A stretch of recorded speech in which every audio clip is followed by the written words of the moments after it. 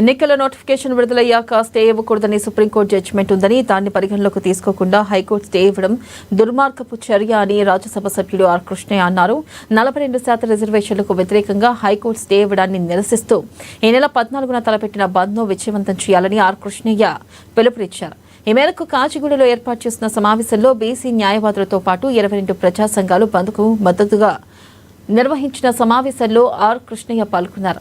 హైకోర్టులో బీసీల వాదనలు పూర్తిగా వినకుండానే స్టే ఇచ్చారని అన్నారు. స్థానిక సంస్థల ఎన్నికల్లో రిజర్వేషన్లను పెంచే అధికారం రాష్ట్ర ప్రభుత్వానికి ఉందని, రాజ్యాంగం ఇచ్చిన అధికారాన్ని అడ్డుకోవడం సరికాదన్నారు. ఈడబ్ల్యూఎస్ రిజర్వేషన్లకు అడ్డురాని 50% సీలింగ్ విధానం ఇప్పుడు బీసీల రిజర్వేషన్లకు ఎందుకు అడ్డుపెడుతున్నారని ప్రశ్నించారు.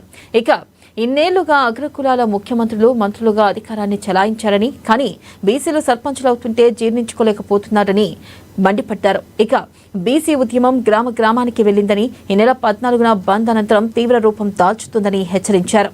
త్వరలో తెలంగాణ ఉద్యమం తరహాలో మిలియన్ మార్చ్తో పాటు లక్షలాది మందితో బహిరంగ సభలు నిర్వహిస్తామని ఆర్ కృష్ణయ్య అన్నారు.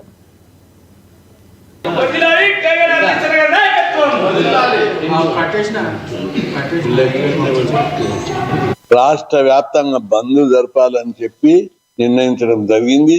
ఈ బంద్కు మద్దతుగా ఈ రోజు 22 ప్రజా సంఘాలు, బీసీ సంఘాలు, కొన్ని రాజకీయ పార్టీలు అందరూ పూర్తిగా మద్దతు ప్రకటిస్తూ, అడ్వకేట్ సంఘాలు పూర్తి మద్దతు ప్రకటిస్తూ సమావేశం జరిపారు.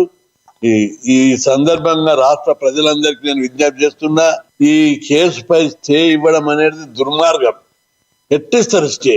ఒకవైపు నోటిఫికేషన్ ఇచ్చిన తర్వాత స్టే ఇవ్వడానికి వీలు లేదని సుప్రీంకోర్టు జడ్జిమెంట్. ఇది ఎలక్షన్ కమిషన్ ఒక రాజ్యాంగబద్ధమైన సంస్థ, కోర్టులు కూడా రాజ్యాంగబద్ధమైన సంస్థలు.